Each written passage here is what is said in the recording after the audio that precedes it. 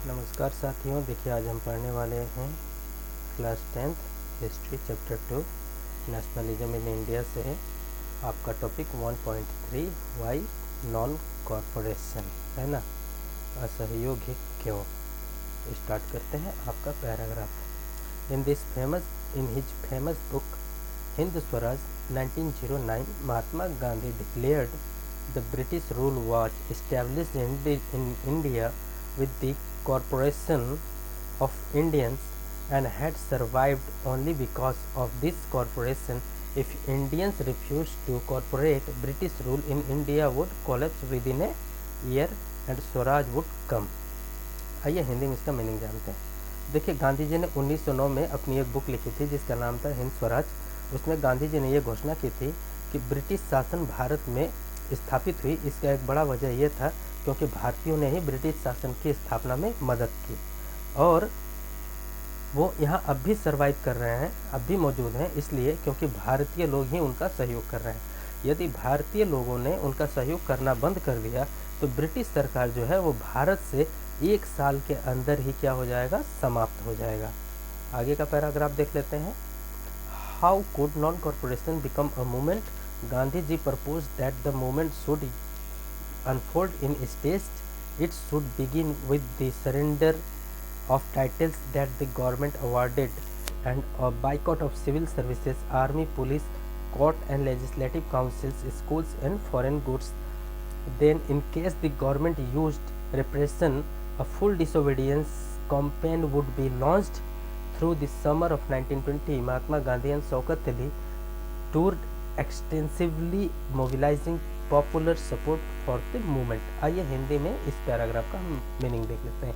तो कहने का मतलब ये है कि गांधी जी का जो आइडिया था नॉन कॉरपोरेशन का यानी कि असहयोग का, वो एक मूवमेंट कैसे बनने वाला था, है ना। तो आइए देखते हैं इसका हिंदी में ट्रांसलेशन क्या होता है। गांधी जी ने ये प्रस्ताव रखा था कि यह जो उनका असहयोग वाला नॉन कॉरपोरेशन वाला आंदोलन है उसे कई सारे स्टेजेस में रखा जाएगा, यानी कि कई सारे चरणों में रखा जाएगा।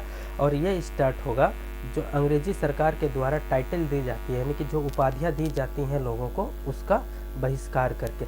उपाधियों का मतलब आप समझते हैं, जैसे कि बहुत सारे नाम के आगे, बहुत से लोगों के नाम के आगे अंग्रेजी सरकार क्या करती थी, जैसे कि टाइटल दे देती थी, एक सरनेम दे देती थी, जैसे वायस राय हो गया, राय बहादुर हो गया, है ना, छत्रपति जैसा हो गया।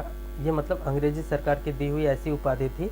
बस वो उनका एक फंडा था कि ऐसी उपाधियों से लोगों को नवाज दो और अपनी गुलामी करवाओ। तो गांधी जी ने पहले ही ये प्रपोज कर दिया था कि सबसे पहले क्या करेंगे, ऐसी उपाधियों का हम बहिष्कार करेंगे, ठीक है ना। और इसके साथ ही क्या करेंगे, जो सिविल सर्विसेज है, सरकारी नौकरियां जितनी भी हैं उसका हम बॉयकॉट करेंगे, उसका हम विरोध करेंगे। साथ ही में क्या करेंगे, आर्मी, पुलिस, कोर्ट और जो लेजिस्लेटिव काउंसिल है यानी कि विधान संसद है उनका, उसका भी हम बहिष्कार करेंगे, स्कूल का बहिष्कार करेंगे और जो विदेशी सामान है उसका भी हम क्या करेंगे, बहिष्कार करेंगे। Then in case the government use repression, a full civil disobedience campaign would be launched. अगर मान लीजिए हमारे ऐसा करने पर अगर सरकार उत्तेजित होती है, अगर सरकार जो है कि इसको दबाने की कोशिश करती है, तो हम क्या करेंगे, एक बहुत बड़ा सिविल डिसोबीडियंस मूवमेंट लॉन्च करेंगे। सिविल डिसोबीडियंस का मतलब होता है सविनय अवज्ञा करना, है ना। एक अवज्ञा आंदोलन हम लॉन्च करेंगे। तो क्या था, गर्मी का महीना 1920 तक आते आते गांधी जी और शौकत अली ने देश भर के बहुत से जगहों पर टूर किया और टूर करने के बाद वहाँ के पीपल्स को मोबिलाइज्ड किया। देखिए, मोबिलाइज्ड वर्ड लिखा हुआ है। मोबिलाइज का मतलब होता है मोटिवेट करना, उनको अपने आंदोलन का हिस्सा बनाने के लिए, उनको मनाने के लिए या फिर उनका समर्थन प्राप्त करने के लिए देश के बहुत से हिस्सों में क्या किया, जो है कि भ्रमण किया इन लोगों ने।